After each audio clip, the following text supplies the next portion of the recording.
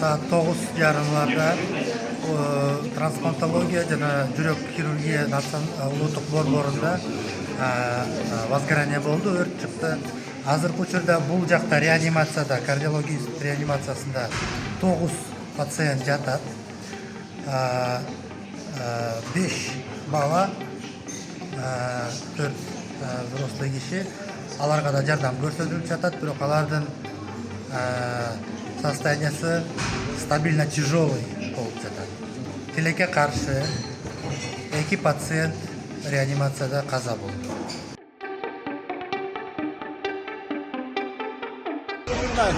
Болжол менен биринчи этаж жана жертөлөдөн бүтүн каптап атат.